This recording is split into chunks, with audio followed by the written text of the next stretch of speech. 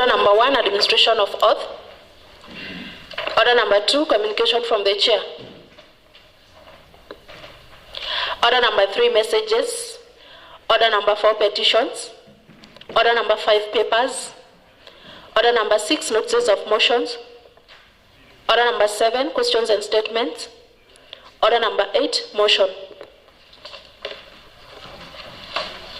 Honourable Speaker, I beg to move the following motion that pursuant to Standing Order 197, this County Assembly adopts the report of the Committee on Appointments on the vetting of Mr. Patrick Kiplangat Maritim, the County Executive Committee member nominee for Water, Sanitation, Environment, Natural Resources, and Climate Change, and pursuant to Section 35 of the County Government Act 2012 approves the nomination of Mr. Patrick Kiplangat for appointment as the County Executive Committee member for Water, Sanitation, Environment, Natural Resources, and Climate Change.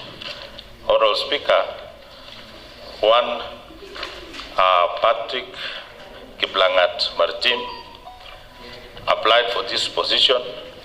He went through vetting, and the committee came up with a report after vetting in which the following committee sat to deliberate on the same.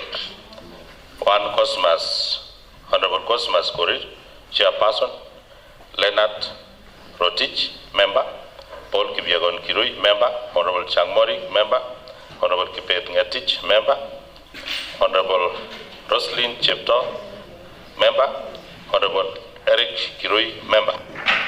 All sat and deliberated on the same, and they have appended their signatures in these reports. Upon hearing of the nominee, issues of consideration, the committee held a sitting on Tuesday, 27th, 2026 to deliberate on the approval hearing. Noted the following: that the nominee had notified the clerk of the County Assembly, had not notified the clerk of the County Assembly of his withdrawal from approval process as outlined in Section 712 of the Public Appointments County Assembly's Approval Act 2017 to Article 179 of the Constitution requiring section to nominate and with the approval of the County Assembly appoint members of the County Executive Committee. 3. Article 179 of the Constitution provides that the County Executive Committee members appointed under Clause 2B shall not exceed 1/3 of the members of the County Assembly. If the Assembly has less than members as 10, if the Assembly has 31 more members. In this regard, it was noted that the Governor had complied with the provisions of the Article 179(3) of the Constitution.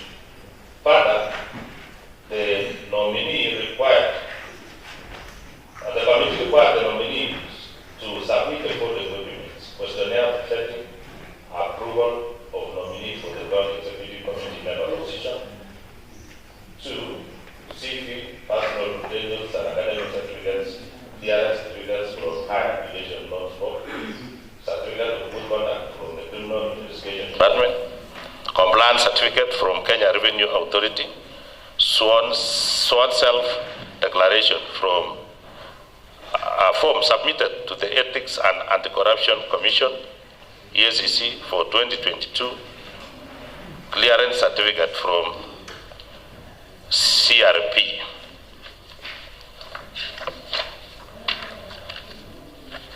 That the committee will therefore proceed with the public approval hearing as earlier scheduled in adopted vetting program, and that the committee will examine the nominee against the criteria set in Section 7(8) of the Public Appointments County Assembly's Approval Act 2017. Submission of memoranda By the close of the business of 26th January 26th, the committee had not received any proper memorandum. Honorable Kibet, please be on your seat. From any member. Honorable member. Point of order, Mr. Sergeant at Arms. Yes. When the majority leader is giving out his speech, please do not disrupt the sitting. The issues for consideration. In conducting the approval hearing, the committee was guided by Article 72(3)(2) A, B, C, and E of the Constitution.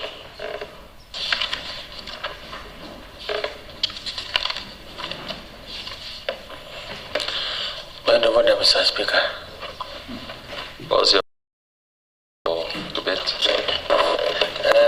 I find it uneasy to sit on this chair, so please. If it is not okay, you can move the next one. But this is my position. How can I move, Mr. Speaker? And of course, you see. You are disrupting a very important exercise. But Honorable member, but you can move to the next. let them do so kindly. You can use the other seat. I find it uneasy to use. Honorable Sergeant at Arms, kindly change the seat.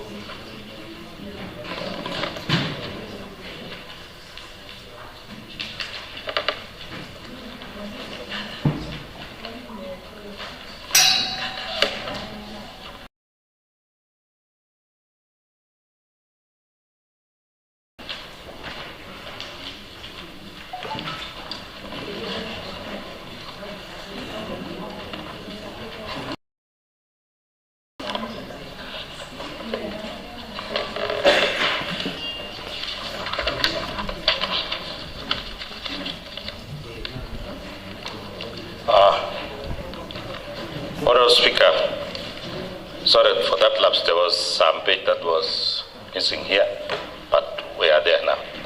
Other key areas on vetting of nominee, the committee observed the following regards as with regards to the key areas of vetting of the nominee. Academic qualification. The committees noted that the nominee holds a bachelor's degree in education, science from Kenyatta University. 2. Communication and presentation. The nominee adequately communicated his understanding of the portfolio. And 3. Education.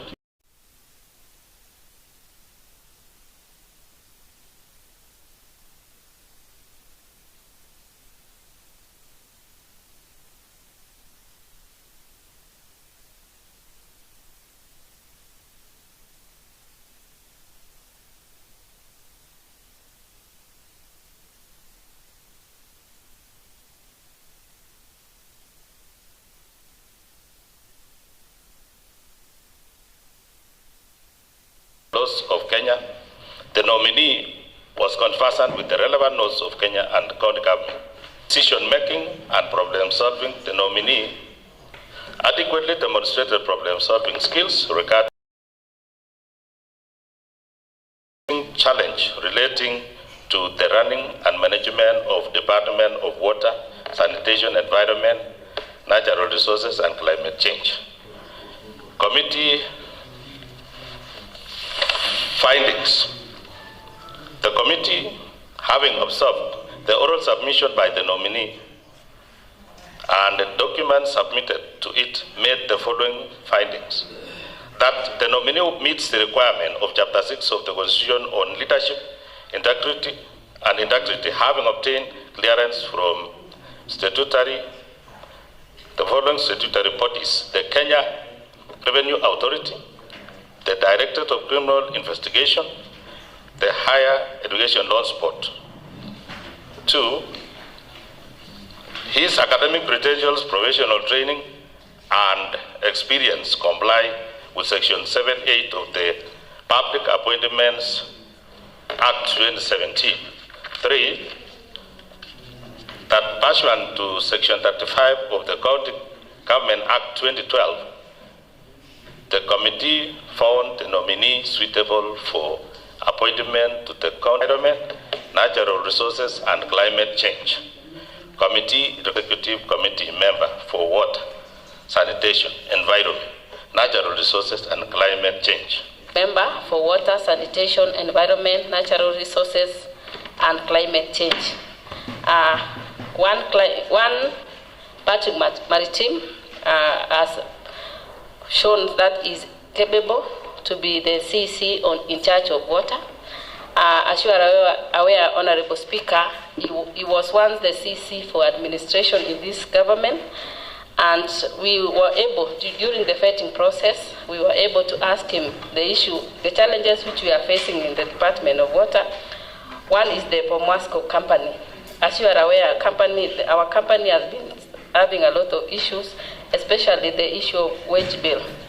And he assured us that given chance to be the CCM, he will ensure that the workers who are in the third department will be given chance to work, and especially the lower cadre, those who are working in ensuring the billing and plumbing.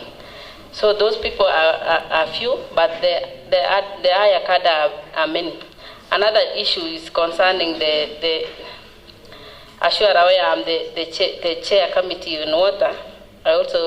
We are aware that some of the areas, especially some of the wards, have not been able to get tap water. We also assured us that he will consider that every ward should get water. So as I stand here, the CCM will be in charge of Bomet County. And during when his name was given, the county assembly gave permission to the public for memorandum for 1 week.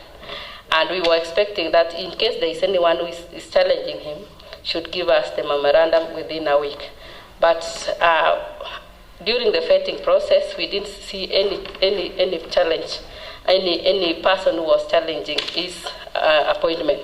So I want to say that one Patrick Maritime is fit for that position of CCM. Thank you. Honorable Member, you've not seconded. I second. Thank you.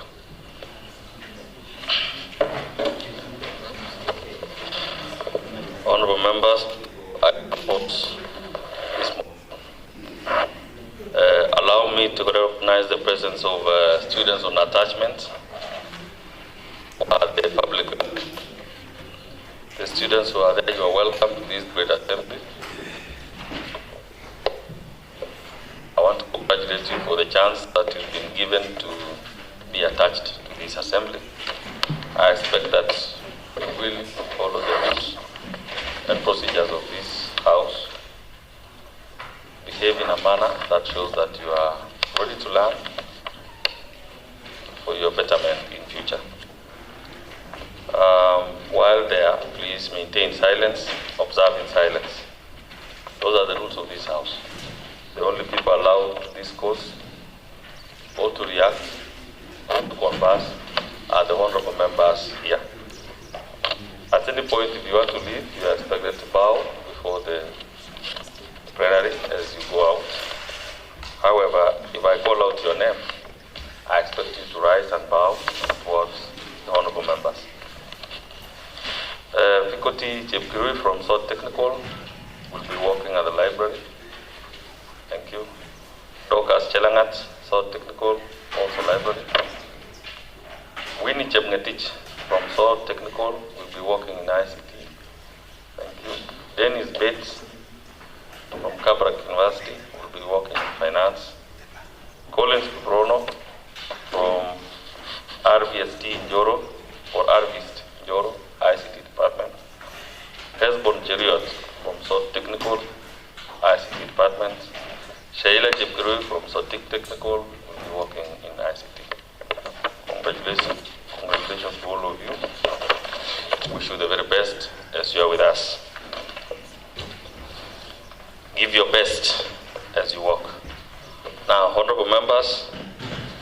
I'll proceed to propose that pursuant to Standing Order 197, this County Assembly adopts the report of the Committee on Appointments on the vetting of Mr. Patrick Kiplangat Martin, the County Executive Committee member nominee for Water, Sanitation, Environment, Natural Resources, and Climate Change, and pursuant to Section 35 of the County Government Act 2012, approve the nomination of Mr. Patrick Kiplangat Martin for appointment as the County Executive Committee.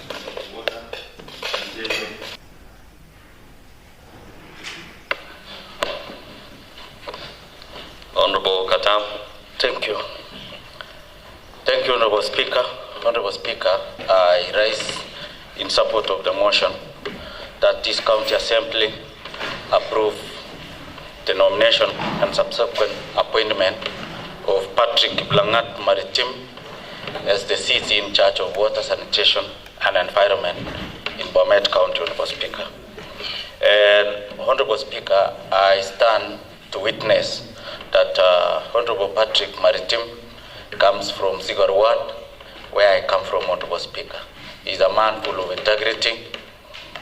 He's a man who has served as an educationist for 35 years, Honorable Speaker. He has served as an administrator, both in the Ministry of Education as the principal in various secondary schools, Honorable Speaker, and also in double up as the CC in charge of administration in Bomet County from 2019 to 2022, Honorable Speaker. He is one person who demonstrates excellent work given an opportunity, Honorable Speaker. I'm happy, Honorable Speaker, that he comes in now as the CC in charge of water, where I double up also, Honorable Speaker, as the Vice Chair, deputizing the APO Chair, Honorable Chepto, as committee in charge of water, Honorable Speaker.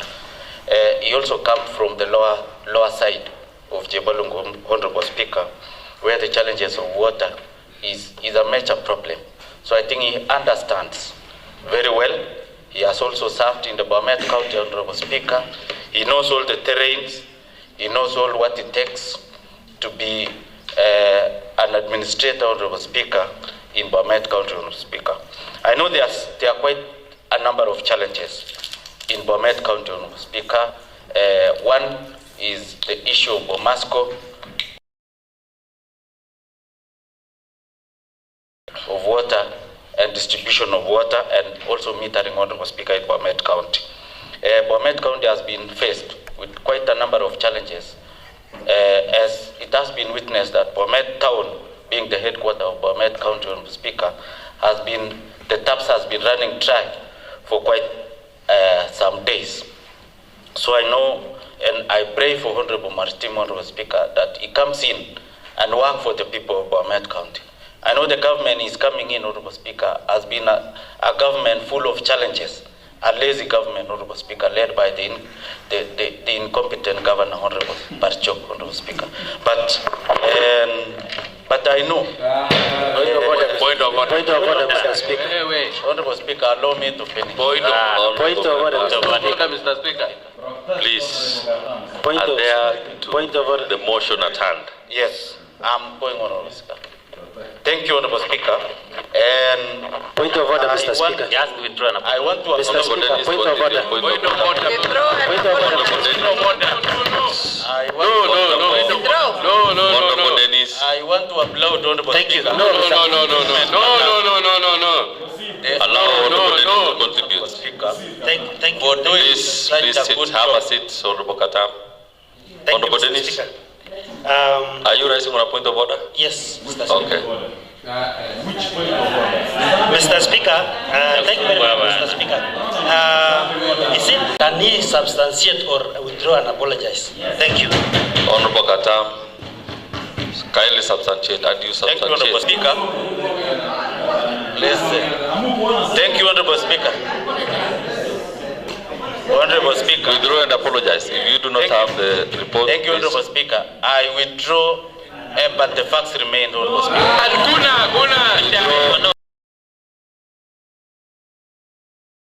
Kindly withdraw and apologize, Honorable members. This is a house of rules.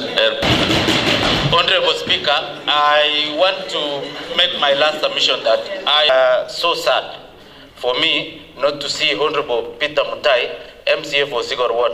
Thank you, Honorable Speaker.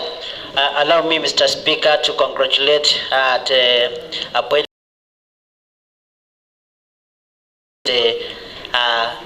CCM in charge of water.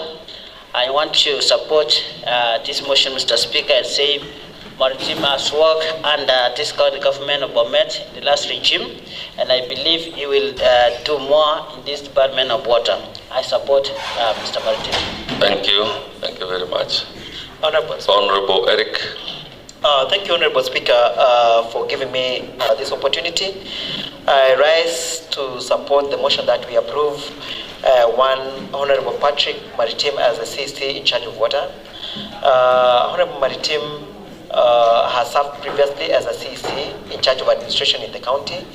At the time when he served, I was a member of the county executive, while I served as a director. And he is a man of cool demeanor and has a very astute standing in terms of integrity. And as an assembly, we are honored to discuss a man who will bring a lot of competence to the Department of Water that faces a lot of challenges in this county.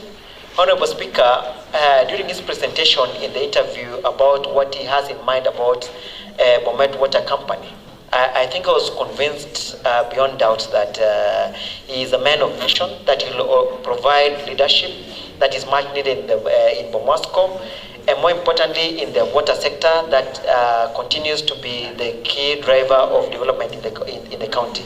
So, Honorable Speaker, I want to urge honorable members to approve him.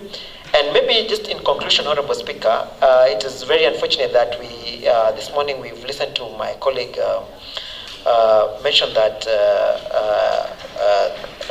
our governor is incompetent. It's very when he is able to even bring on board a very competent person, then the leader then is even more competent. So, Honorable Speaker, I think it's only very unfortunate that maybe sometimes Honorable Katam woke up from the wrong side of the bed, but it's okay that he's apologized, and maybe on a future date he needs to desist from making such careless statements.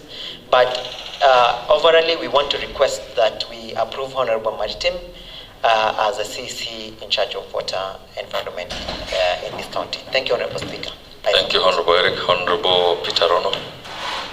Mr. Speaker, I also rise to support the approval of the motion that seeks to approve the appointment of one Mr.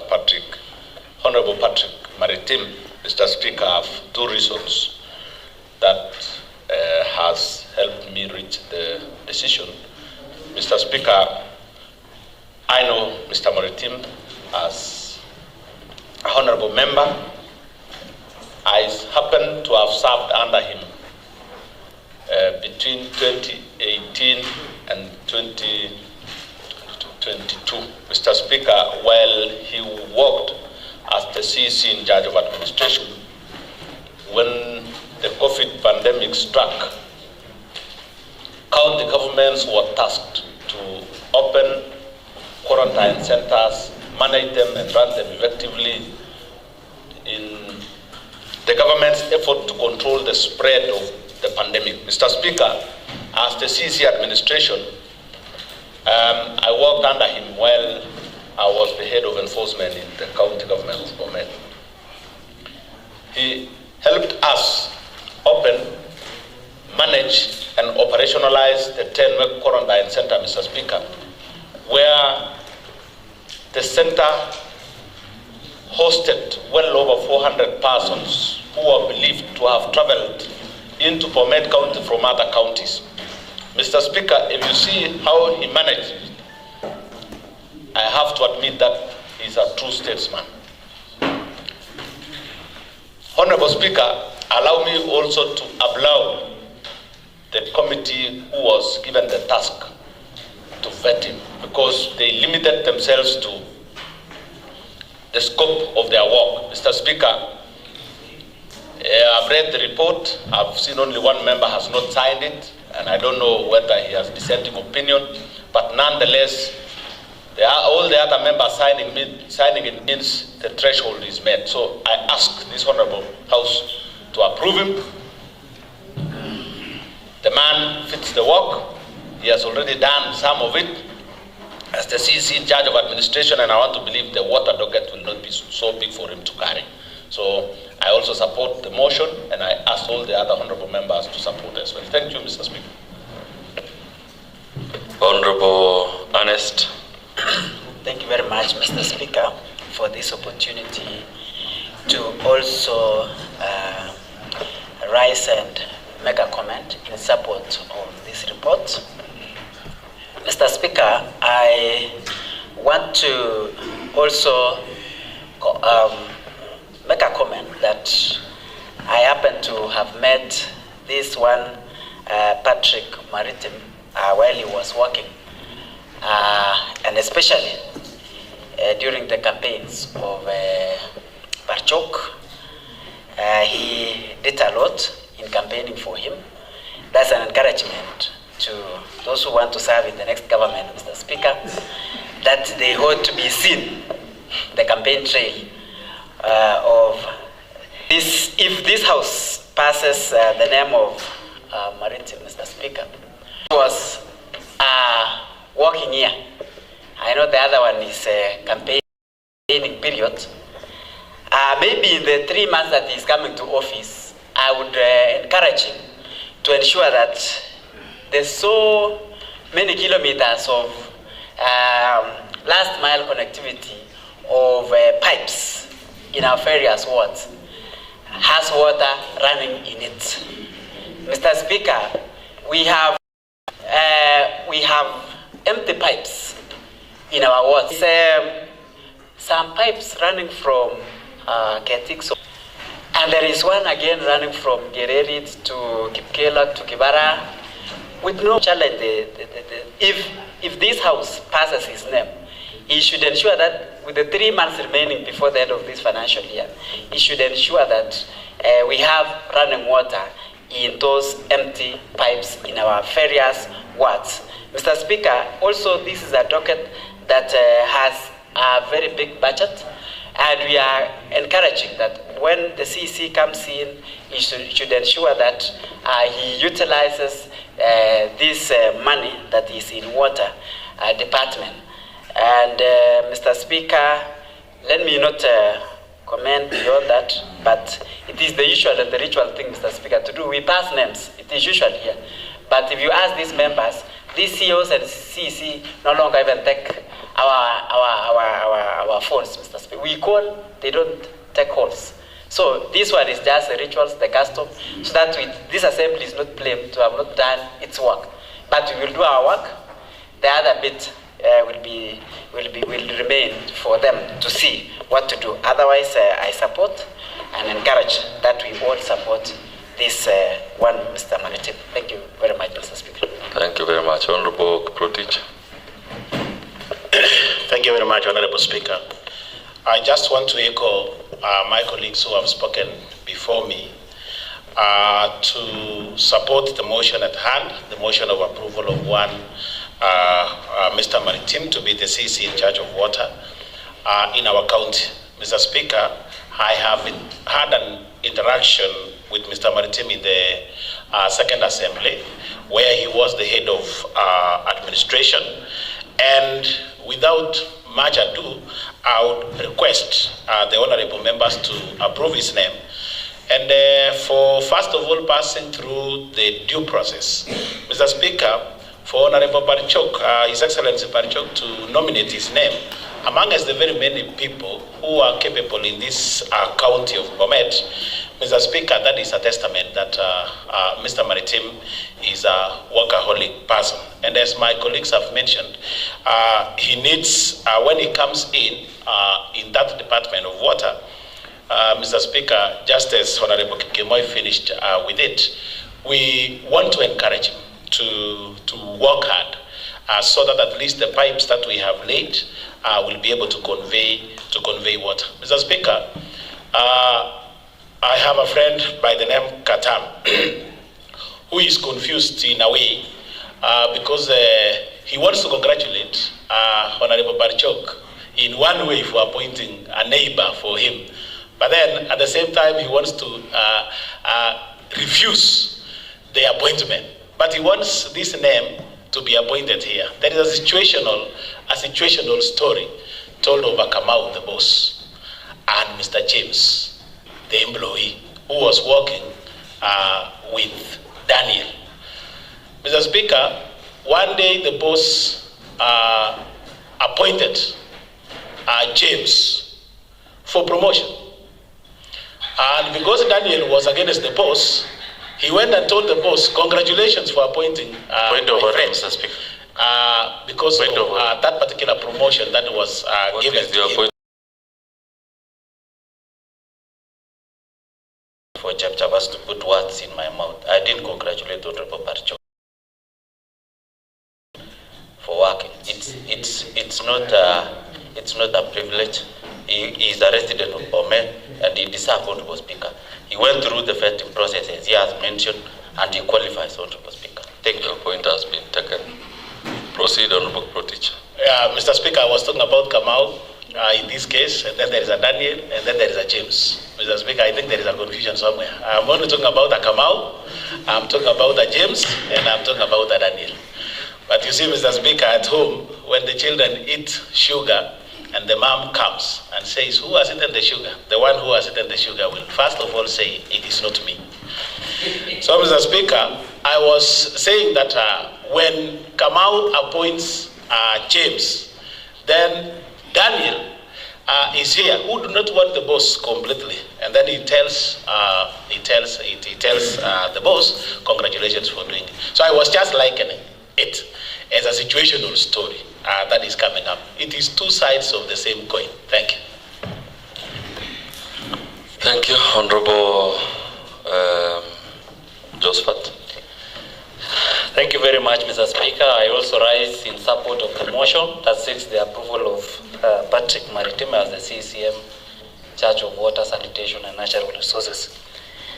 The Speaker, very quickly, I want to thank the Committee on Appointments for the good report, elaborate report that has given us a leeway to approve the name of this man by the name Mr. Maritim. Speaker, I think the nomination of this man, Maritim, comes at a time when we are at a point where we want the issues in the department, Mr. Speaker, fixed as soon as possible.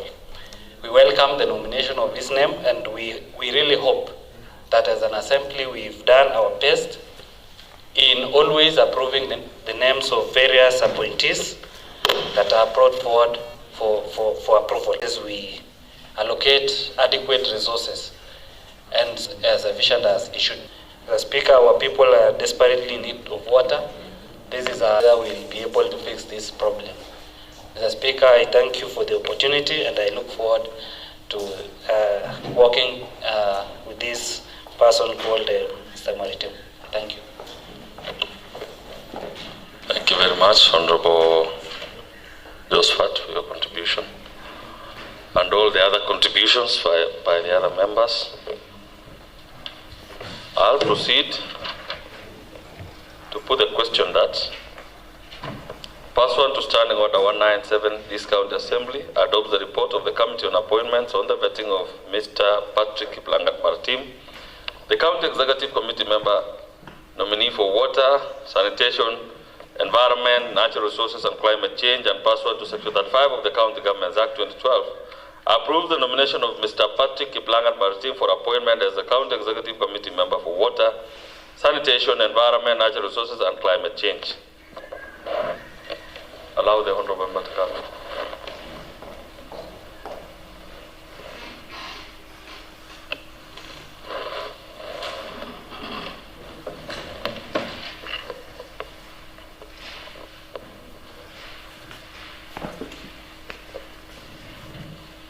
Honourable members, this is a very, very important decision, and I will start with Honorable Lily, considering her situation, by asking her whether she agrees with the approval of this document. Okay, and to the rest of the members, will as many as are of this opinion say aye? Aye. Will as many as are of the contrary opinion say nay? The ayes have it. Next order.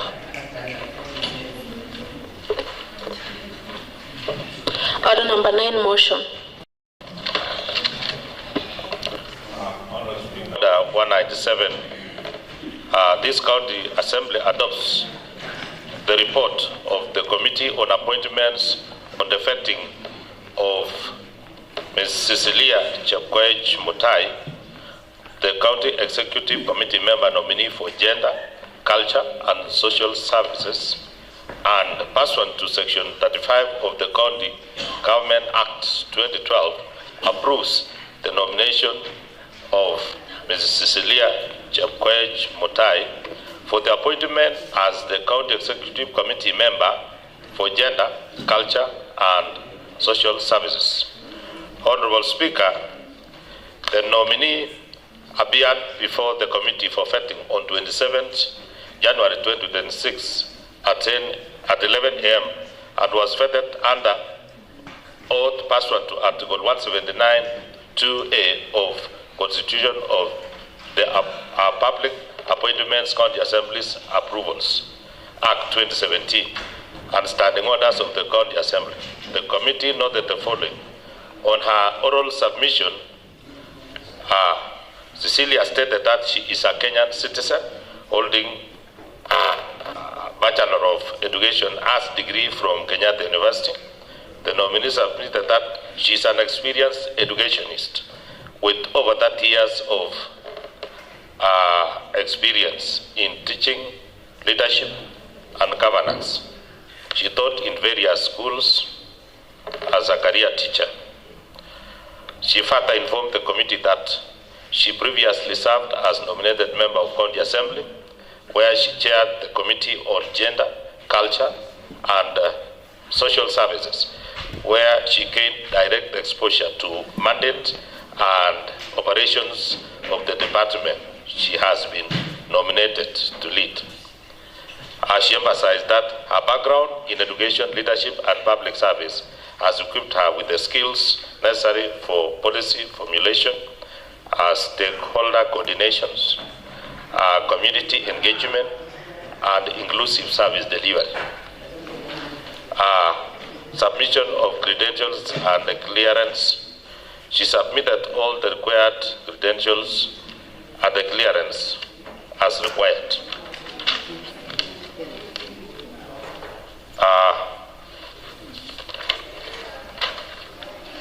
Relevant experience to the portfolio.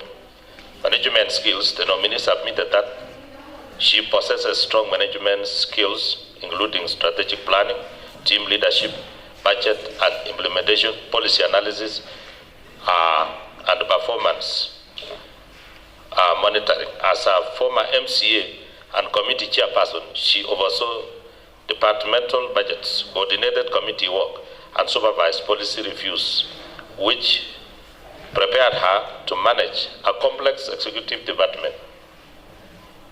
The nominee further stated that she will focus on resource mobilization and stick to the department's budgetary allocation, governance, and prudent use of funds. The nominee stated that in her previous roles, she upheld principles of transparency, accountability, and value for money in various citizen-oriented projects.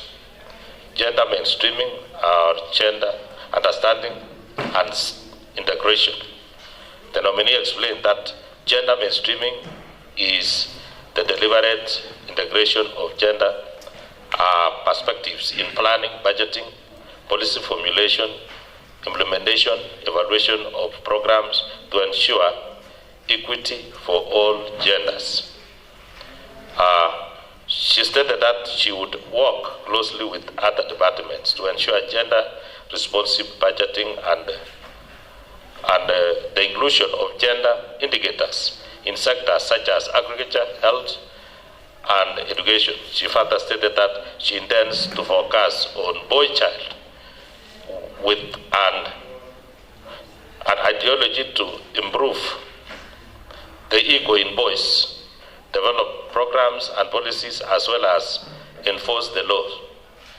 The nominee noted that she will address retrogressive cultures in the community through sensitization and civic education. She said that she would encourage men participate in mentorship programs for girls and boys so as to aid in decision making. Leadership and problem solving. The nominee stated that she would advocate for increased budgetary allocation by aligning department programs with county development priorities and demonstrating measurable social impact in the community. Crisis management. The nominee cited her past experience in managing sensitive legislative and community matters involving diverse stakeholders, where she applied dialogue, inclusivity, and consensus building to resolve conflicts at various levels. On understanding of the Governor's Manifesto, the nominee stated that the Governor's Manifesto prioritizes social inclusion, empowerment of women and youth, protection of vulnerable groups, cultural development, and promotion of equity in service delivery that strengthen communication, social impact. Implementation. The nominee outlined strategies including policy alignment, targeted empowerment programs that she will roll out, monitoring and evaluation framework within the department. She will deal with the issue of PWTs. The nominee did acknowledge the rights of persons with disabilities to a barrier-free environment. On empowerment program, the nominee stated that she would enhance efficiency and reach of empowerment programs through reach out for empowerment programs through proper targets, capacity building, and monitoring. Nominee emphasized addressing intersectionality by ensuring that policies cater for women, the culture, persons with disabilities, and elderly persons. Combating HIV, the nominee proposed strengthening prevention mechanism, survivor support systems, inter-agency coordination, and community awareness to improve reporting, prosecution, and rehabilitation of survivors and integration in the society. On integrity, the nominee stated that Chapter 6 of Constitution of Kenya addresses leadership and integrity. She outlined the key values, including honesty, accountability, transparency, selfless service, and respect for the law. On committee's observation on integrity and other key areas of vetting, the committee observed the following as regards the documents submitted. National ID, the nominee submitted the ID. KRA, the nominee submitted the KRA tax compliance certificate. HELP, the nominee submitted the HELP clearance certificate. EACC, she submitted the sworn self-declaration form to EACC as required under Leadership Integrity Act. Police clearance certificate, the nominee submitted a valid police clearance certificate. Clearance for grade CRB, the nominee submitted a valid CRB clearance certificate. County Assembly vetting questionnaire, she submitted a duly filled questionnaire.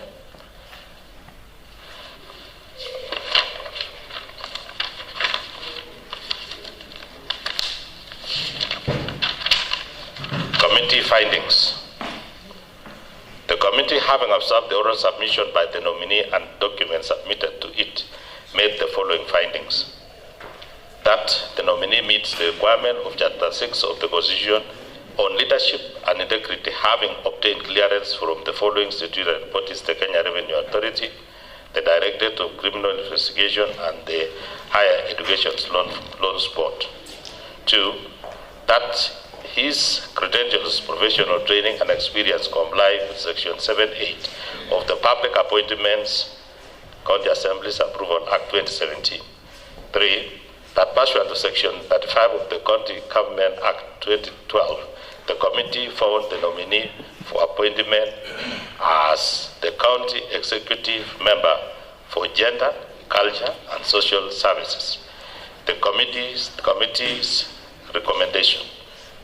At the end of the vetting process, the committee made the following recommendation: that having considered the suitability, capacity, and integrity of the nominee pursuant to Section 9(2) of the Public Appointments County Assemblies Approval Act number 5 of 2017, the committee recommends that County Assembly approves the nominee and subsequent appointment of Ms. Cecilia Chepkoech as the County Executive Committee member of Gender, Culture, and Social Services.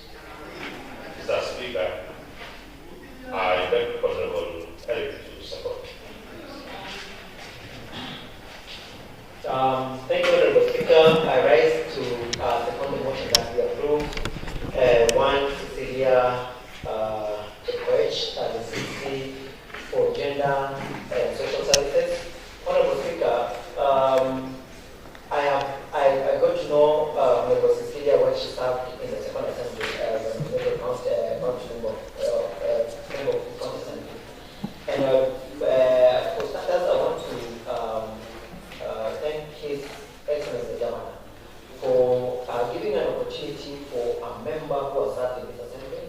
It gives the confidence of and hope for members who have previously served in this assembly, and that there is always capacity to serve here, both in the county assembly and also in the county executive. Honorable Cecilia, Mr. Speaker, is a very enthusiastic public servant. She always demonstrated her desire to serve in the public sector, even when she did not get an opportunity to serve in the assembly. She has always shown the desire to serve in the public sector, and I think this opportunity presents her a good opportunity to serve in the Department of Gender and Social Services.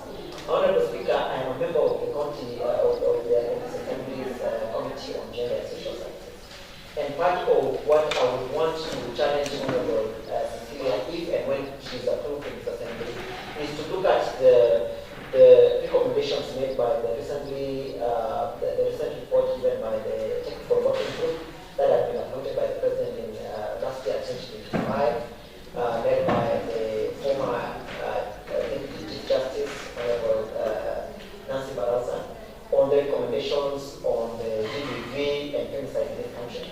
And I would want her to cascade it down to this county, especially within Bomet County. Reason being, Bomet is a growing town, soon to be a city, now that we have a charter, and we will see an influx of various people coming to this town.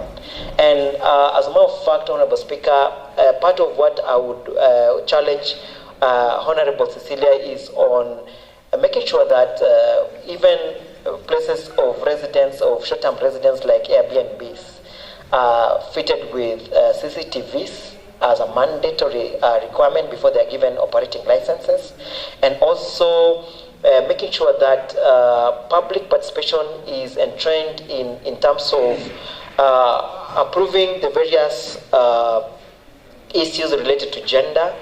And finally, Honorable Speaker, is on her making sure that she makes sure that we avoid in this country the out-of-court settlement on issues related to gender violence. Honorable Speaker, I second this motion and I urge the Honorable House to approve the nominee. Thank you, Honorable Speaker. Thank you very much, Majority Leader, for proposing this motion, and also Honorable Epic Kirui, who is a member of the Appointments Committee, for seconding the motion. I therefore propose that, pursuant to Standing Order 197, this County Assembly adopts the report of the Committee on Appointments of the vetting of Ms. Cecilia Chebet Mutai, the County Executive Committee member nominee for Gender, Culture, Social Services, and pursuant to Section 35 of the County Governments Act 2012, approve the nomination of Ms. Cecilia Chebet Mutai for appointment as a County Executive Committee member for Gender, Culture, and Social Services. Honorable members, the floor is open for debate. Honorable Peter Rono. Mr. Speaker, I want to support the motion. Proceed. The appointment of Cecilia Mutai by His Excellency the Governor is an expression of I don't know how to put it. I almost switched to Swahili, but Mr. Speaker, the Honorable Cecilia once served here. So by being appointed to the cabinet in the government of Professor Barchok is an indicator and an expression of goodwill to the County Assembly that members who formerly served here showcased their abilities and they can be given assignments outside this assembly. Mr. Speaker, this shows that those of us who are here can as well qualify to serve elsewhere in future. So I support, because Professor Barchok has followed the footsteps of His Excellency the President, who has also given an opportunity to a once nominated member to serve as a senior government official in the central government. So, Mr. Speaker, I support and I pray that as the governor looks for more people to serve in various positions in his government, he considers those who once were honorable members here. So I support the appointment, Mr. Speaker, alongside the fact that he is considering gender parity issue. In cabinet, he should consider appointing more women to appointive positions. And I know the reason, Mr. Speaker. Several issues on matters appointment. If we consider appointing more women than men, it is better. Because when it comes to election, we will leave that one to more men than women. So let more women be appointed and more men be elected. Thank you, Mr. Speaker. All right. Honorable Anne. Thank you, Mr. Speaker. I rise in support of this motion. Mr. Speaker, this nominee, one Cecilia Mutai, deemed fit to this Department of Gender, Culture and Social Service because she was a teacher for a length of time. She understands what is gender-based violence. She will understand what is child abuse, and she understands what the families or how we take care of ourselves in families. So I support this nominee into this Department of Gender, Culture and Social Service. Thank you, Mr. Speaker. Thank you, Honorable Anne. Honorable Protich. Thank you very much, Honorable Speaker. I want to also join my colleagues in congratulating and supporting this motion. The motion on the appointment of one Cecilia Mutai. Mr. Speaker, I've had an opportunity of working with her for 5 years, and I think if I can quote, Mr. Speaker, as somebody said, that whatever you do to one person, you may also want to be done for you. Mr. Speaker, when I filed for the Deputy Speaker's position of this County Assembly, she voted for me. And I think it is high time for me also to give her my vote, because these things go and they come around. Mr. Speaker, her appointment to the position of CEC in charge of Gender, Culture and Social Services by His Excellency Professor Parchok did her well. Mr. Speaker, while in the Second Assembly, she was the chair of the Women Caucus, which is in actual fact a matter that is dealing with gender, culture, and social services. She was also spearheading the gender committee as the vice chair for all those 5 years. And Mr. Speaker, she was also a leader of the Women Empowerment Link. Mr. Speaker, you will recall that when 4 women governors were elected governors in this country, then there is a program that came up that was supporting the counties that were being run by women. And just as Honorable Kipchirchir did mention, we are actually in that particular perspective. And the President mentioned the other day that women should be given an opportunity to serve.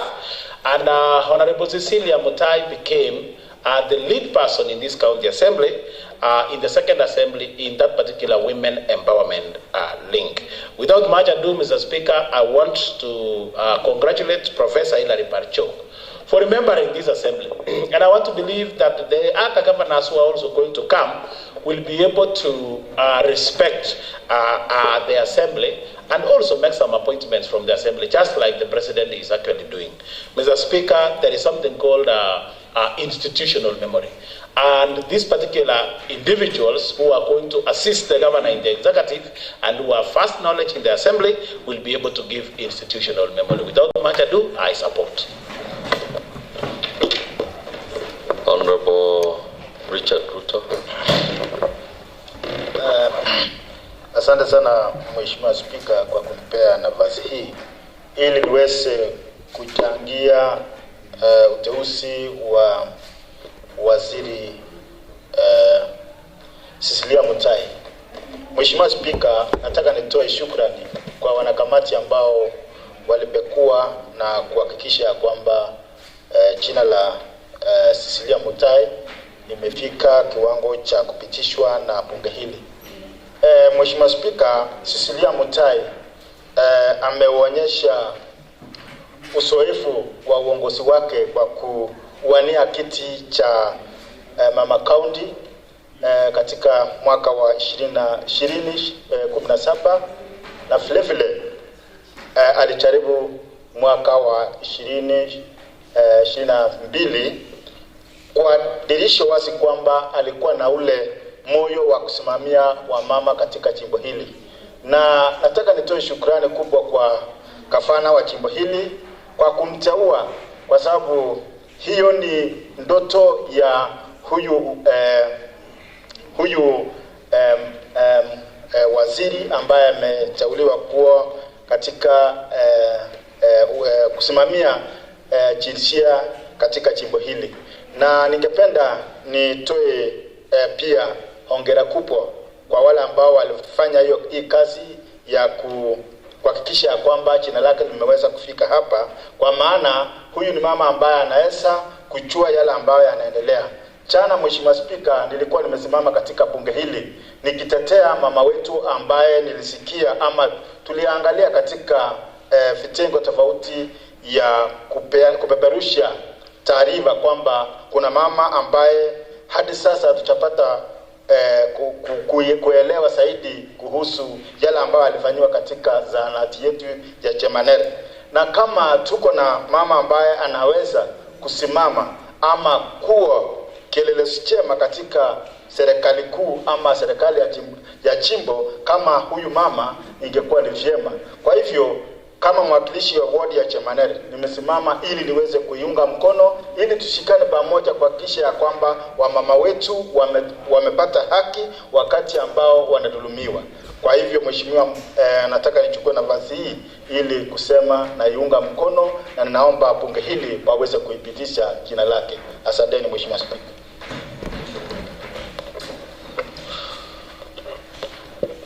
Honorable Peter. Thank you, Mr. Speaker. Sir, I also rise in support of the appointment of Cecilia Mutai for being the Committee of Gender, Culture and Social Service. I just want to summarize her leadership that she demonstrated during her leadership being the head teacher in Motigo Primary School.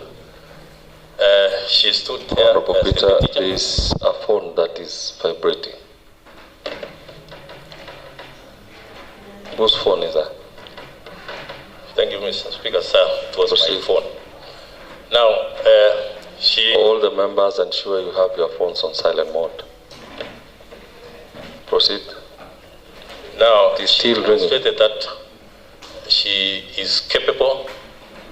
Is it still your phone that is vibrating?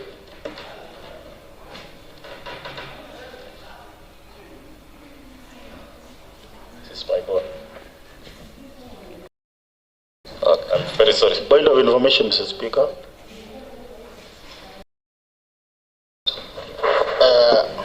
Mr. Speaker, I just simply want to inform you that the number of members who are still in are almost below the quorum, and it is my humble request that, if possible, once Honorable Langat has given his contribution, it's my humble request that you put a question so that we cannot run short of quorum. Okay. Honorable Richard Ruto, you are the majority whip, and therefore all the members should actually be here. I cannot stop members who want to still contribute. However, I'll ask the agenda terms. The members who are here, kindly have the bar there. There will be nobody going out, only those who are coming inside, but no going out until we make this decision. Proceed, Honorable Peter. Okay, thank you very much, Mr. Speaker. I was saying that Honorable Cecilia Mutai has demonstrated leadership.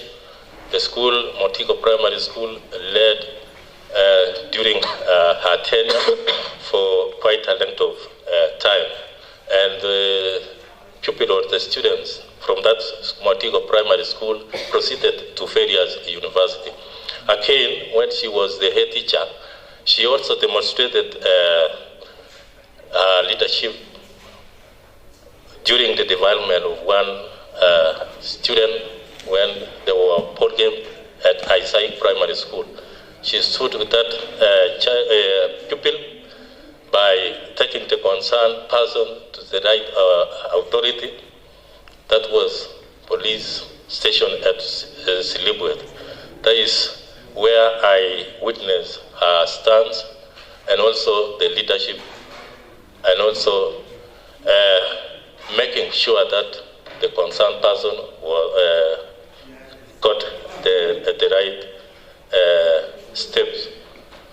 So I support the nomination or the appointment of the one Cecilia Mutai being the CEC in charge of gender, culture and social services. Thank you.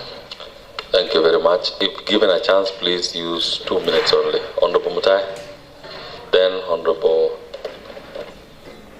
Thank you, Mr. Speaker. I wish also to support the motion, but before I contribute to the motion, I wish also to apologize for coming late. We had, there was an accident at Sikon Town whereby we lost the life of a boy who was in Konoi TTI, and today in the morning I had to meet the police commander in Bomet, traffic police, and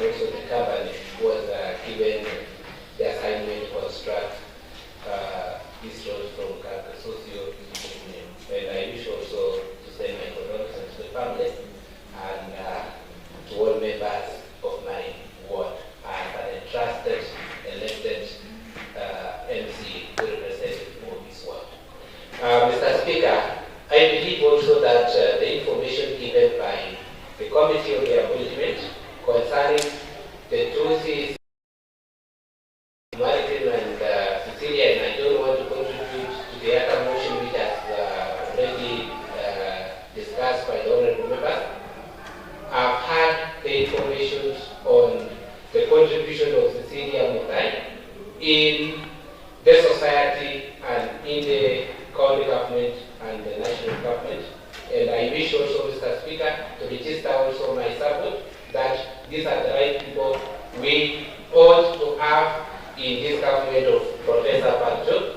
And I wish, Mr. Speaker, also to support this motion that Cecilia Mutai be also approved as the CC in charge of social. Thank you. Thank you, Mr. Speaker.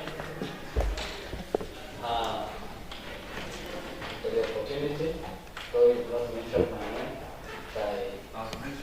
okay, thank you. So I rise to support.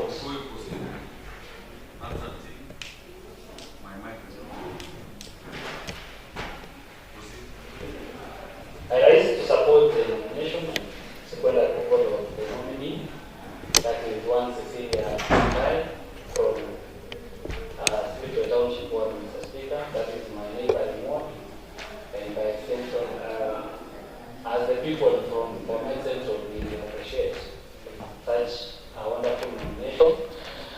Cecilia Mutai has demonstrated active public service, and she has always shown desire to serve the people of the public. At some point, Mr. Speaker, we went around together vying, Mr. Speaker, though she was vying for the position of the woman representative of Bomet County. She has done so, Mr. Speaker, twice, and this is a clear demonstration that she has passion to serve the people of Bomet. Her nomination, Mr. Speaker, therefore, is a clear expression by the governor that he also trusts the woman leadership, and he also has shown that he believes in those who have served previously in this house, Mr. Speaker. Much has been stated on what this Iron Lady has been able to do, especially when she was in the teaching service, Mr. Speaker. I want to agree with my good neighbor, Honorable Peter Langat, that during her tenure in Motigo, that school performed extremely well. And also, Mr. Speaker, when she came to this assembly, her work can clearly be explained. Mr. Speaker, I want to challenge the nominee. I believe she might be following this session. The issue of boy child, Mr. Speaker. A lot of empowerment has been done to the women and the culture, Mr. Speaker. But there is also a lot that needs to be done in speaking on the issues that touches the boy child. Issues to do with drug and substance abuse is one of the issues that is clearly haunting our society, and we want a person who is able to speak into these issues, who is able to come up with policies that can support the boy child, among several other issues. There's rampant cases of gender-based violence, which we are ready as an assembly to give our support. In short, Mr. Speaker, I support the nomination and I wish her well in her service. Thank you. Now time is running short. We still have two motions. I'm wondering where the women members of this house are, because the nominee being or to be approved is a woman, and the members who are supposed to be supporting her or rejecting her are not in. Honorable Roslyn. Thank you, Honorable Speaker. I also rise in support of the motion for approval. Use 1 minute, please. Then we proceed. for the approval of Honorable Cecilia Mutai as the County Executive Committee member for Gender, Culture and Social Service. Honorable Speaker, Honorable Cecilia is fit for this position, and I just want to challenge our members. As we are expecting Honorable Cecilia to work and do her duty in the Department of Gender, we should also consider giving her enough budget. I believe we are aware that the department, which is, I can say it is marginalized, is the Department of Gender. They don't have enough budget, and they have a lot of work they are supposed to do, especially concerning the issue of people living differently, also the issue of gender-based violence, and considering the elders. So they deserve to be, the department deserves to be given enough money for the department to work nicely. Otherwise, I support. Honorable Evelyn. Thank you, Honorable Speaker. My name is Cecilia Mutai. I therefore fully support her nomination and had this Honorable House. Very important motion.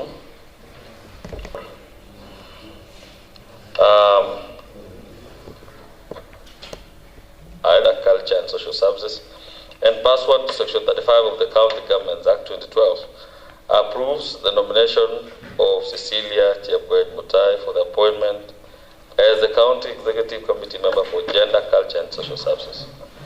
And as is the norm, honorable members, I'll start with Honorable Lily by asking her whether she agrees with this report. Thank you. Honorable members, will as many as are of this opinion say aye? Aye. Will as many as are of the contrary opinion say nay? The ayes have it. Next order. Order number 10, motion. Proceed, Honorable Rotich. Thank you, Honorable Speaker. I rise to move the following motion. That pursuant to Section 9.2 of Public Appointments, County Assembly's approval, Act number 5 of 2017, this County Assembly adopts the report of the Committee on Labor and Public Service on the vetting of Mr. Stanley Kimoy Maritim, the nominee for the position of Chairperson of the County Public Service Board, and pursuant to Section 58(1)A of the County Governments Act 2012, approves the nomination of Mr. Stanley Kimoy Maritim for appointment as the Chairperson of the County Public Service Board. Mr. Speaker,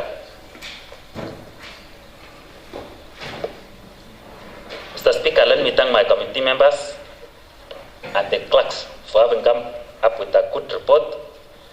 And I wouldn't read all the parts of the report since I've shared to the members through WhatsApp group a soft copy.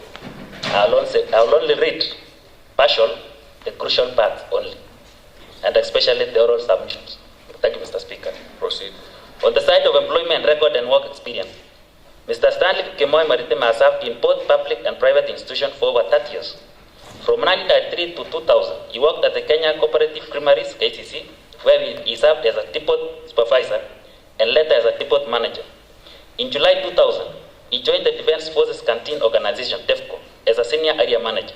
He served in various capacities and left the organization in 2012 while holding the position of Chief Field Service Officer. Between 2015 and 2018, he was employed by the Bomet County Government on the side of training, experience and suitability. To demonstrate how his training and experience are relevant to the position of Chairperson, County Public Service Board, the nominee stated that his training in business administration is relevant to the position, as it includes aspects of managing people and organization. He further stated that during his tenure at Kenya Cooperative Creameries, KCC, he managed over 200 employees across the Sotik, Eldoret, and Thika branches. He added that while serving as Chief Commercial Manager at the Defense Forces Canteen Organization, he was responsible for managing all staff and facilities. On the side of previous public service experience and performance, the nominee stated that during his current tenure in the County Assembly Audit Committee, He has contributed to the review of audit queries and promoted compliance with public finance management requirements. He further stated that while serving in the Bomet County government, he supported accountability during his service, including the late disbursement of funds which affected the timely implementation of planned activities. On the side of constitutional values and labor practices, the nominee stated that the board would promote the values under Article 10 and 232 of the Constitution by enforcing merit-based HR policies, adhering to HR manuals, ensuring open advertisement of vacancies,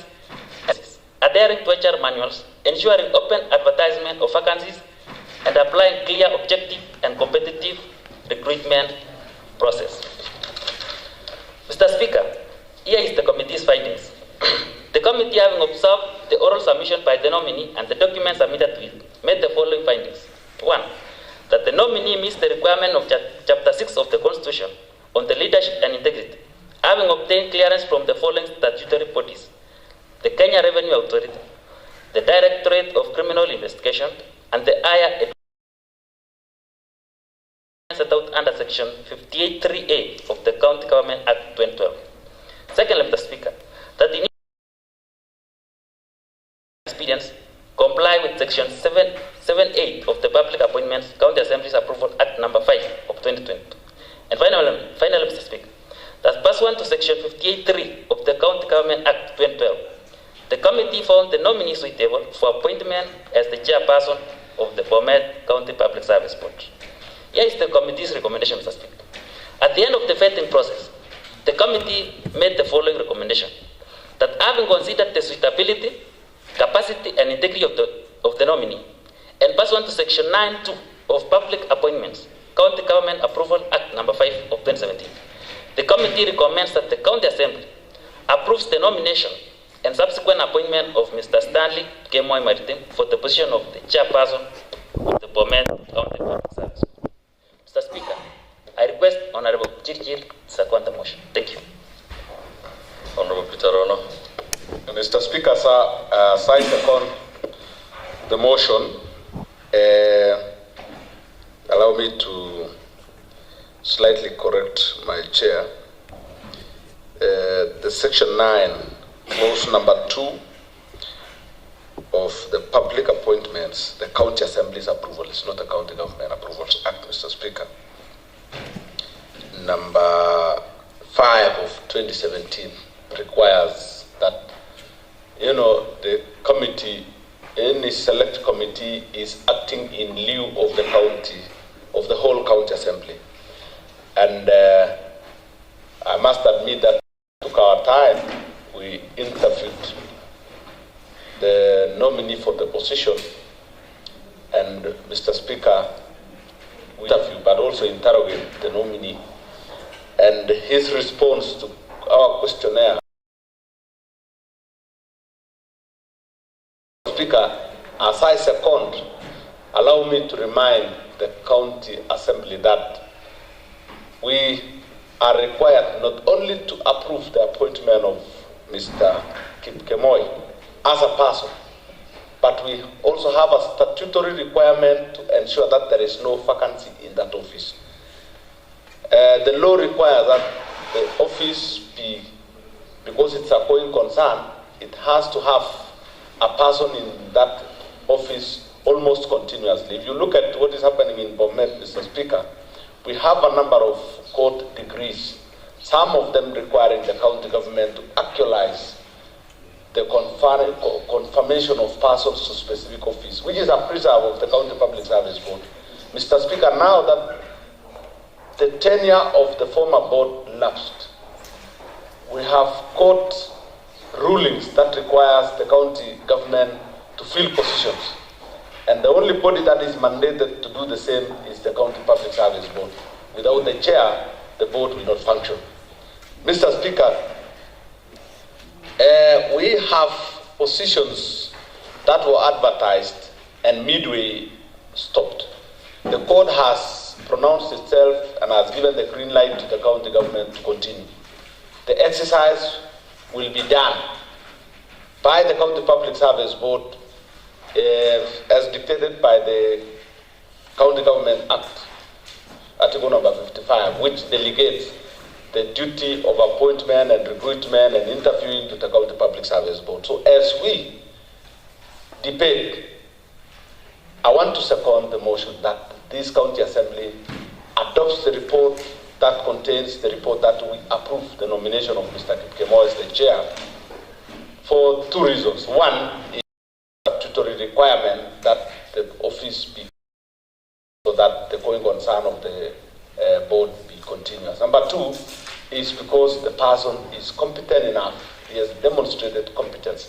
I want to revert to one vocabulary you used, Mr. Speaker. When we told him that the employees of Bomet some of them looks demotivated. He said he would preside over the transformation of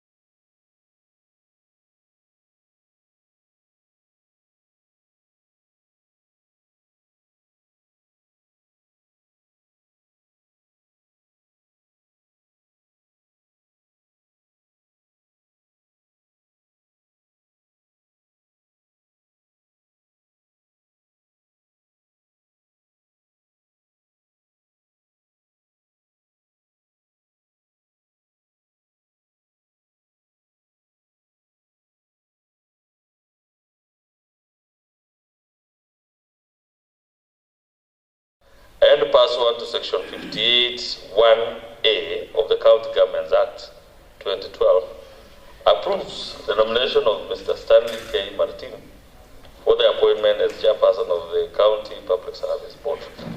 Honorable member, and I would want to restrict our contribution to only 2 minutes for the sake of time. It's almost 12. And as you know, honorable members, at 12 we are supposed to break.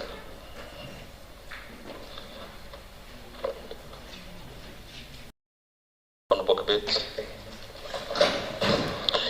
Thank you, Mr. Speaker, sir, for giving me this opportunity to contribute and support the motion that has been read out by our EPOF and Chair and Labour on the appointment or an approval for Maritim. Indeed, and Mr. Maritim is my voter, and having known him for that while, is a person who has an outstanding performance, not only in those areas that he'll be serving to, but even in some duties even that he has performed exemplary well. So, Mr. Speaker, I know him, this person very well, that is a guy or a person who is result-oriented. So I urge this Honorable House to approve him. Thank you. Thank you. Honorable Kabit. Going by the mood of the House, I'll proceed to put the question that, pursuant to Section 9, Part 2 of the Public Appointments, that is County Assembly's Approval Act number 5 of 2017, this County Assembly adopts the report of the Committee on Labour and Public Service on the vetting of Mr. Stanley K. Martin, the nominee for the position of chairperson of the County Public Service Board, and pursuant to Section 58(1)(a) of the County Governments Act 2012, approves the nomination of Mr. Stanley K. Martin for appointment as the chairperson of the County Public Service Board. As is the norm, honorable members, I'll start with Honorable Lily by asking her whether she agrees with the report. Use the mic. Yes. Thank you. And to all the other honorable members, will as many as are of this opinion say aye? Aye. Will as many as are of the contrary opinion say nay? The ayes have it. Next order, clerk. Order number 11, motion. Proceed, Honorable Rotis. Thank you, Honorable Speaker. I beg to move the following motion. That pursuant to Section 9(2) of Public Appointments, County Assembly's approval Act number 5 of 2017, this County Assembly adopts the report of the Committee on Labor and Public Service on the vetting of Mr. Calvin Kibet-Kitur, the nominee for the position of the Secretary of the County Public Service Board, and pursuant to Section 58(1)(c) of the County Government Act 2012, approves the nomination of Mr. Calvin Kibet-Kitur for appointment as the Secretary of the County Public Service Board. Mr. Speaker, as I had done before, I'll read partially part of the crucial parts of the report. On the educational background, Mr. Speaker, the nominee began his formal education at Kamogos Primary School from the year 1992 to 2000, when he completed his primary education. He proceeded to Tenwek High School between 2001 and 2004 for his secondary education. He later joined the University of Nairobi from 2008 to 2012, graduating with a Bachelor of Laws degree. In January to November 2015, the nominee proceeded to the Kenya School of Law, graduating in postgraduate diploma in law in December 2017. He is currently pursuing a Master of Laws degree at the University of Nairobi. The nominee additionally is a notary public and a commissioner for oaths. Mr. Speaker, on the side of employment record and work experience, the nominee has accumulated professional experience across various institutions. Notably, he previously served as a legal clerk at the Bomet County Assembly and was subsequently appointed as the Principal Legal Counsel, later rising to the position of Assistant Director, Procedural Services. During this period, Mr. Speaker, he was involved in the provision of legal and procedural advisory services within the County Assembly. He has also held the position of Vice Chairperson of the National Youth Committee at the Kenya Red Cross Society, where he participated in youth leadership and humanitarian coordination activities. He is currently serving as a member of the Board of Management of Kabungut Boys Secondary School, contributing to institutional governance and oversight. Mr. Speaker, on the understanding of the role of the County Public Service Board CEO, the nominee submitted that he will over strategic leadership, providing legal and technical advice, function as the accounting officer and authorized signatory, execute and communicate board resolution, oversee the secretariat administrative, coordinate interactions with the county executive, county assembly, and external entities, and ensure the preparation and implementation of the board's budget. Mr. Speaker, on the side of court ruling on reinstatement of employees and the County Public Service Board, Employment and Labor Relations Court Case number E016 of 2020, statutory 35% threshold, it could be addressed through improved on-source revenue generation. The nominee acknowledged that the national youth unemployment stood at 5.6%, while in Bomet County it was at 11%, necessitating affirmative action by the board, including reserving a percentage for youth employment. Mr. Speaker, this is the committee's findings. The committee, having observed the oral submission by the nominee and the documents submitted to it, made the following findings. Number one, that the nominee met the requirements of Chapter 6 of the Constitution of Kenya on leadership and integrity. Secondly, Mr. Speaker, that he submitted the required documents, including clearance certificate from KRA, HELP, Criminal Investigation Department, Credit Reference Bureau, and Ethics and Anti-Corruption Commission for assessment of compliance with requirements of Chapter 6 of the Constitution and Leadership and Integrity Act 2012. That his academic qualification, professional training, and experience comply with the requirements set out under Section 58 of the County Governments Act 2012. That is sufficiently versed with the relevant constitutional provision on principles of public service, national principles and values of governance, as well as the relevant provision of the County Governments Act 2012. That is clear understanding and appreciation of the role of the Office of Secretary or the CEO of the County Public Service Board as established under the relevant law. That on the basis of his professional background, his experience was relevant in discharging the mandate of the Secretary / CEO of the County Public Service Board. And finally, Mr. Speaker, the committee found Mr. Calvin Kibet-Kitur suitable for appointment as Secretary / Chief Executive Officer of the County Public Service Board. Finally, Mr. Speaker, on the side of committee's recommendation, at the end of the vetting process, the committee made the following recommendation: that having considered the suitability, capacity, and integrity of the nominee, and pursuant to Section 9(2) of Public Appointments, County Assembly's approval at number 5 of 2017, the committee recommends that the County Assembly approves the nomination and subsequent appointment of Mr. Calvin Kibet-Kitur for the position of Secretary / Chief Executive Officer of the County Public Service Board. And I request Honorable Felody to second. Thank you, Mr. Speaker.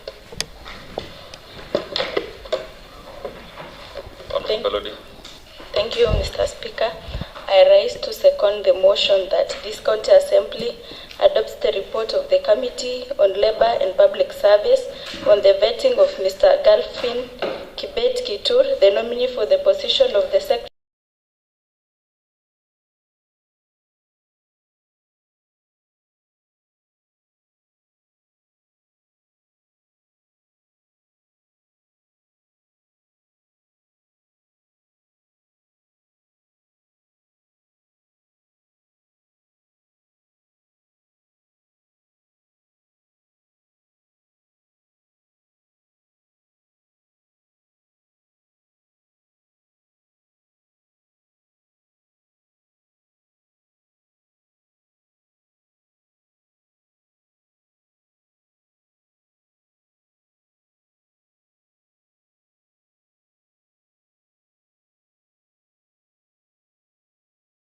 Public Service Board.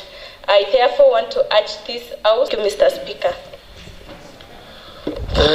Thank you very much, Chair of Public Service, for the good work that you've done. Thank you, Honorable Felody, for seconding that motion. I'll therefore proceed to propose that pursuant to Section 9, Part 2 of the Public Appointments, that is County Assembly's Approval Act number 5 of 2017, this County Assembly adopts the report of the Committee Kitur, the nominee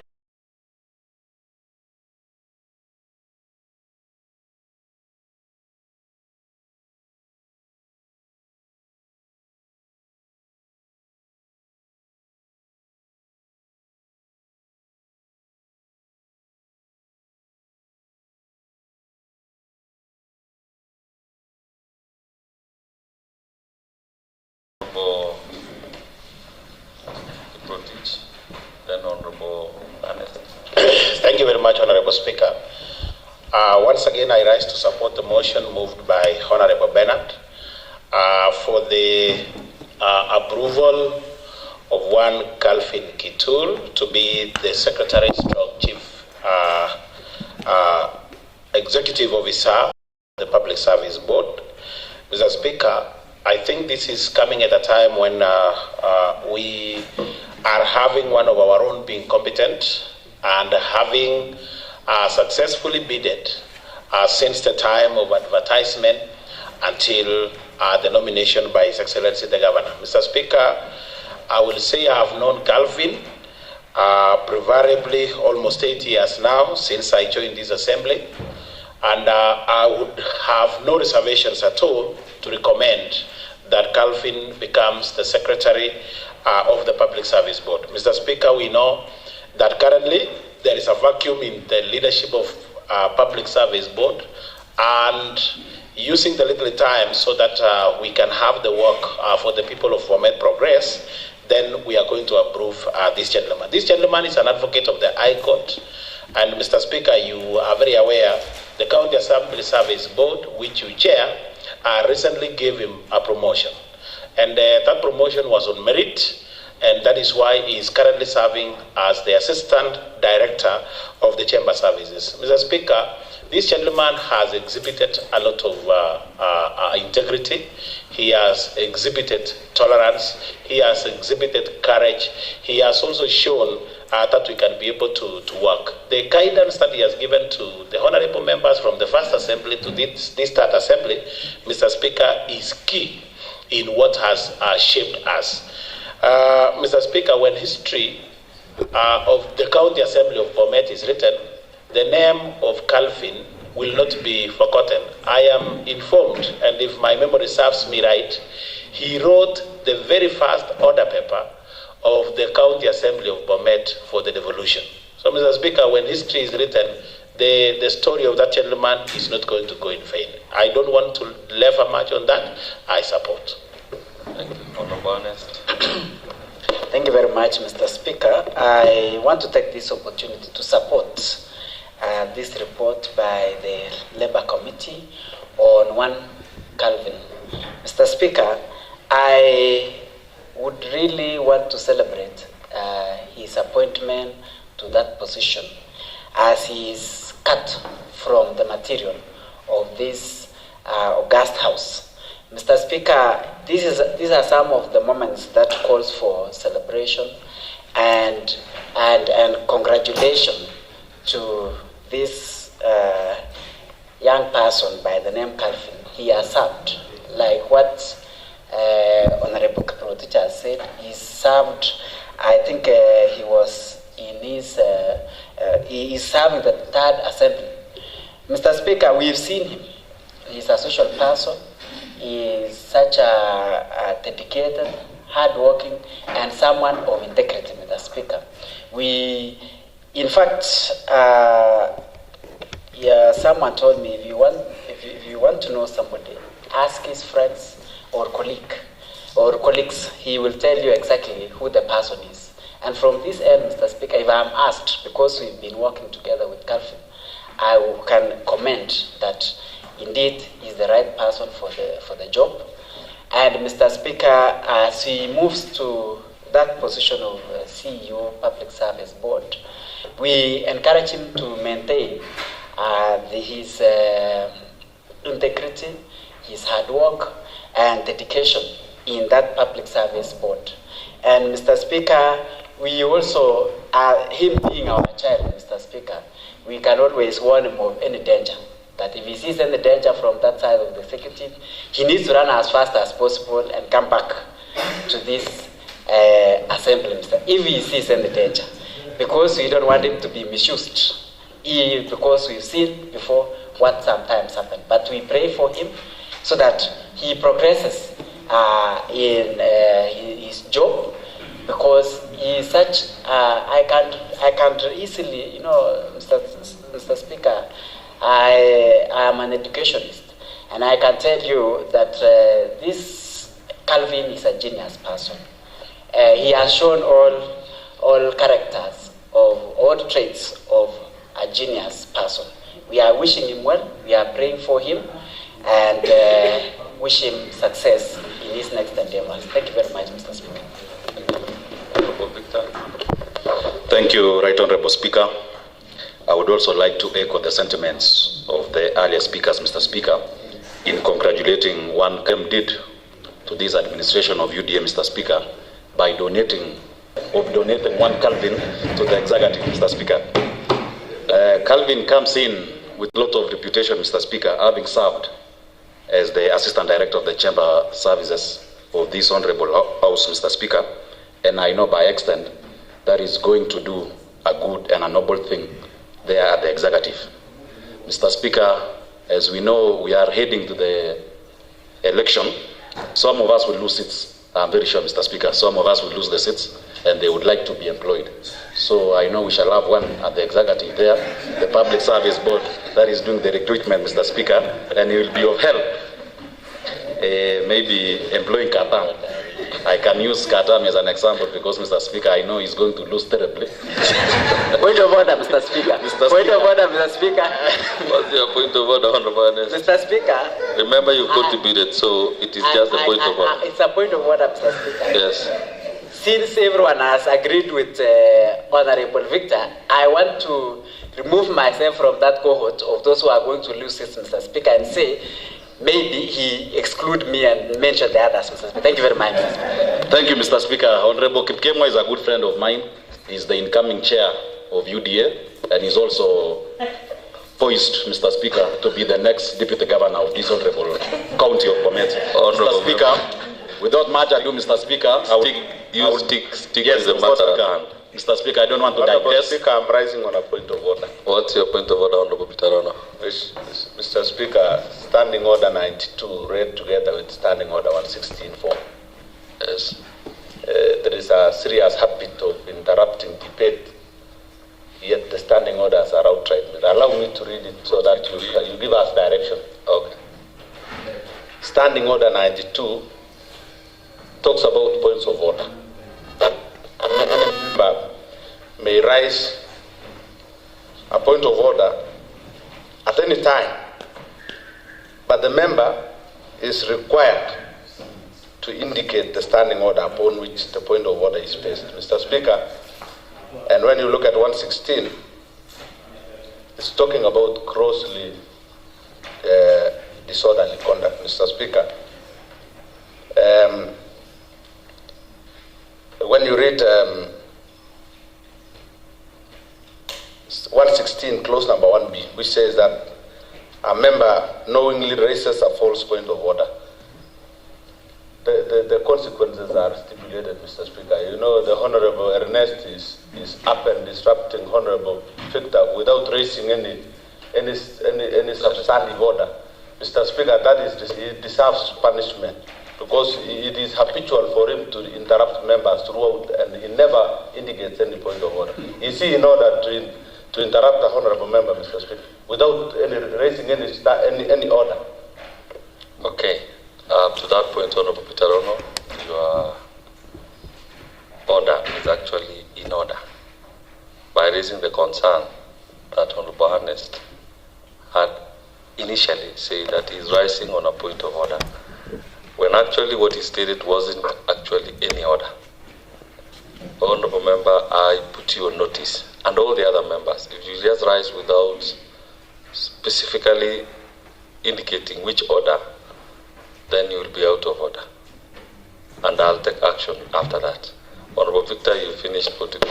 Thank you, Mr. Speaker. As I had said earlier, without much ado, Mr. Speaker, you can read the mood of the House and know that everyone is in concurrence with the said nominee, Mr. Speaker.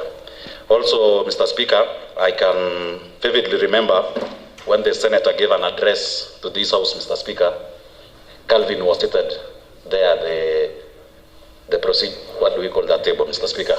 He was seated there, Mr. Speaker, reading out the denotes of the day that is on the order paper. And our standing order 24, Mr. Speaker, states the address by the Senator for any visiting. Are you contributing to this motion? Yes, I'm contributing, Mr. Speaker. I'm contributing, Mr. Speaker. I was only referring on this standing order 24 that Calvin was seated there, Mr. Speaker, when the Senator addressed. Okay. Maybe, Mr. Speaker, as we give out Calvin, Mr. Speaker, let's just do an honorable thing of tabling the Senator's speech and also debating over it, Mr. Speaker. I support. Thank you, Mr. Speaker. Thank you very much.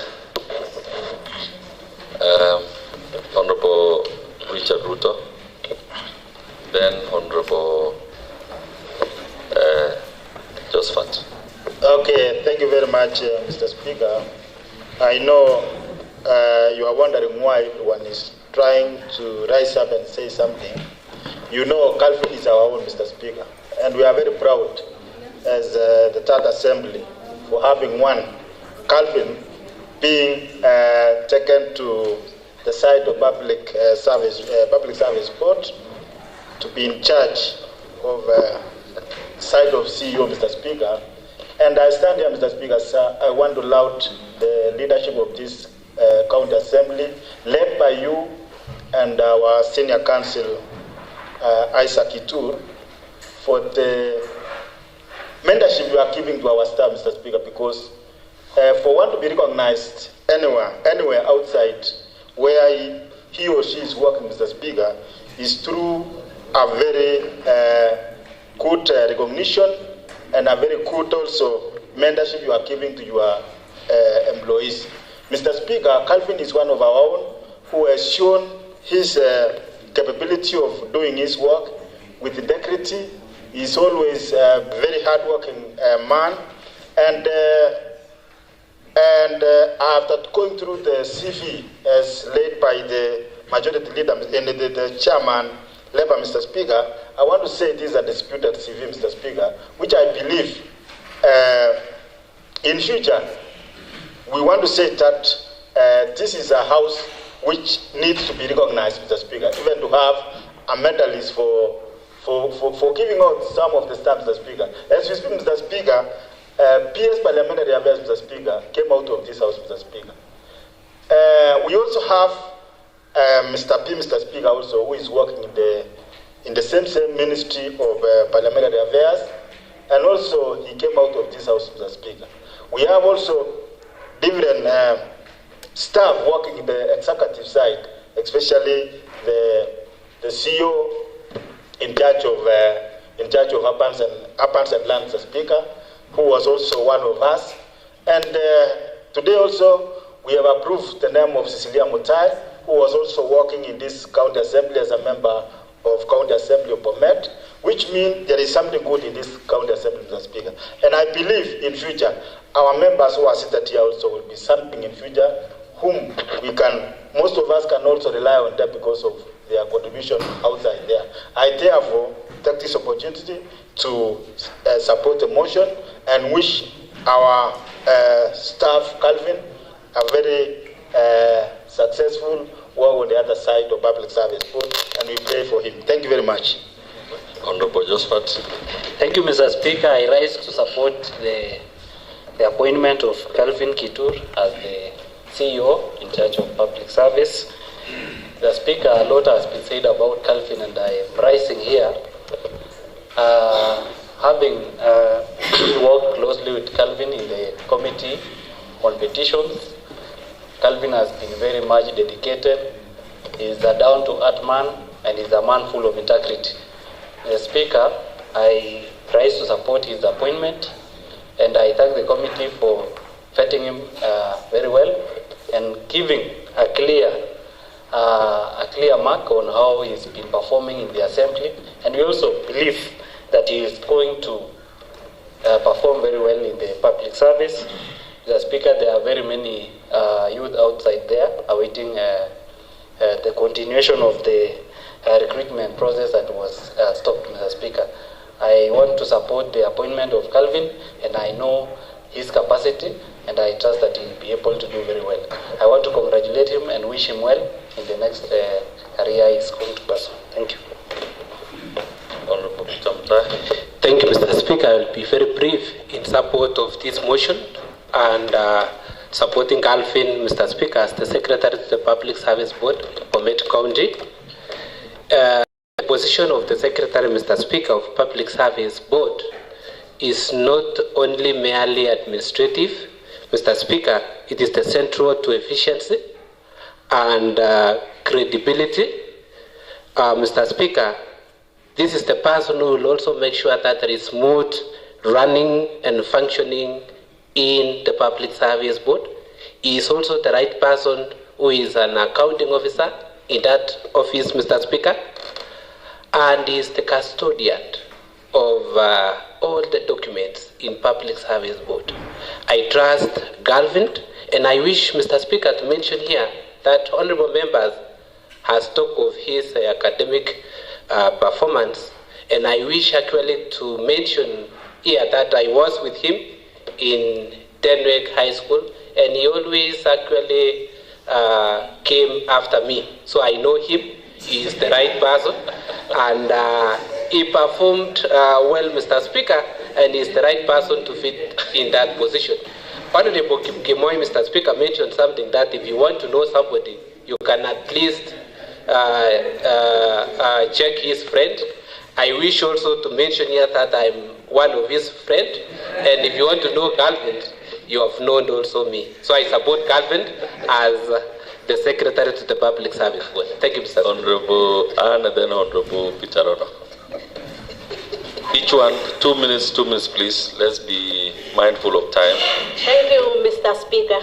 I rise in support of this motion to thank His Excellency Professor Hillary for nominating one Calvin Kitur into this position as the CEO of Public Service. It is not a letdown, but an achievement. He handled his duties competently and professionally. He is all-rounded, ready to work with everybody in harmony. I wish well Mr. Calvin Kitur in the other side. Thank you, Speaker. Thank you, Honorable Peter Rono. Then Honorable Eric. Speaker. And that will be the end of the... allow me to proceed. to also support the motion that this county assembly approves the appointment of Mr. Calvin Kitur, and of course make it clear that his appointment is a result of a rigorous recruitment process. His appointment is not a direct appointment by the governors. Calvin Kitur applied for the position alongside several other Kenyans who were interested in serving as the chief executive officers in the County Public Service Board. And upon interviews, he emerged victorious. Mr. Speaker, I wanted to make clear two things that are very important in his appointment. I participated personally in his vetting, and there are two aspects that are worth noting. Mr. Speaker, Calvin Kitur is a notary public. A notary public in the practitioners of law is someone who is appointed by the Chief Justice to scrutinize signatures and verify papers. Mr. Speaker, his appointment will unnecessary revocation of appointments because he has the powers given to him by the judicial administrative unit to verify papers before, initially those who served as CEOs were not law practitioners, and they relied on other entities to verify the authenticity of papers. Now, the County Public Service Board is getting someone who has the license to verify papers firsthand, Mr. Speaker. So my support to his appointment was so that we do not have to deal with unnecessary. Speaker, number two,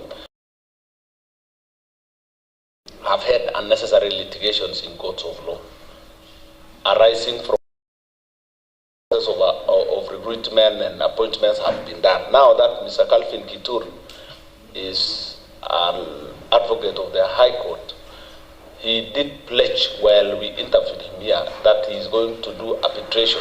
He is also an arbitrator, and he told us that he will be able to be a link between the government and the unions and his qualification as a certified arbitrator in law will assist the county government to handle cases not necessarily transcending to courts. So I also support him. I've worked with him as a clerk at the Committee on Petitions. He's well versed with human resource matters. He's an astute lawyer. And I just want to correct my colleagues who have said that his promotion, he's being promoted. We asked him whether his appointment to him is a promotion, but he said it is an addition of a responsibility that requires dedication. So he applied for the job knowing quite well that it's not a simple thing, but because he wanted to help the county government of Bomet, the county of Bomet, to grow and develop the human resource factor. As he takes up the job, when this county assembly approves him, I want to bless him and ask him to work hard to make sure that there is less cases going to court emanating from how we manage our staff, and of course there is less cases arising from how appointments are handled. I support, Mr. Speaker. Thank you. Thank you, Honorable Eric. Honorable Speaker. Honorable Eric. Thank you, Honorable Speaker, for the opportunity. I rise to support the motion that we approve one Calvin Kitur to the position of Secretary to the Bomet County Public Service Board. But first, Honorable Speaker, I want to laud the Committee on Public Service and Labor for the good work and the well done job. Calvin Kitur is undoubtedly a debonair legal profession in this county. He stands out as a creme de la creme of the legal profession within the county, and for all of us to stand here and be able to support him, we are simply giving an opportunity to a lawyer who has demonstrated good work in this county assembly, whereas his transition may seem a loss to the county assembly, but it's a great achievement to the larger governance structure of the county as a whole. And Calvin,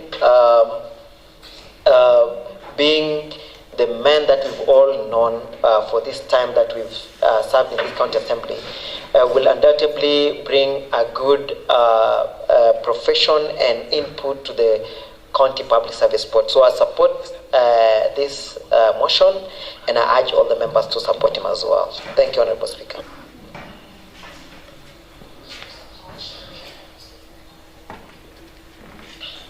Thank you, Honorable Vincent. Thank you, Honorable Speaker. Allow me to summarize in one sentence, Honorable Speaker, and celebrate and congratulate once again one Galvin Kitur for being nominated to the county's CEO, that is the Public Service Board, Bomet County, Honorable Speaker. Honorable Speaker, I personally want to thank Galvin Kitur. He was my personal lawyer, Honorable Speaker, during my last election petition, Honorable Speaker, that made sure that I was not ousted and made to be one of the members of this county assembly, Honorable Speaker. I know he's one of the finest lawyers. In my case, Honorable Speaker, he represents Bomet County Assembly, but I want to celebrate him. I know he's a man full of hard work. He has demonstrated, Honorable Speaker, for rising through levels right in this assembly, Honorable Speaker, and I know he's a man who is going far. Bomet, Honorable Speaker, as he exits his Public Service Board, we want to urge the County Assembly of Bomet and the County Government of Bomet so that our staff will be able to be remunerated very well and service delivery in Bomet County. Otherwise, thank you so much, Honorable Speaker. I wish him well and I pray for him. Thank you, Honorable Speaker. Thank you very much. Right from the first speaker of this county. No, not the first, the second, I believe. The first and second. And even third. Actually, all the speakers notice that also members who served here are also serving at the executive. Thank you for all your contributions. I'll proceed to put the question that, pursuant to Section 9, Part 2 of Public Appointments, that is County Assembly's Approval Act, County Public Service Board, and pursuant to Section 58, Part 1C of the County Government Act 2012, approve the nomination of Mr. Calvin Kibet Kitur for appointment as the Secretary of the County Public Service Board. Honorable members, I'll start with asking Honorable Lee whether she agrees with the reports. The mic. Yes. Thank you. And to the other members, honorable members, will as many as of this opinion say aye? Aye. Will as many as of the contrary opinion say nay? The ayes have it.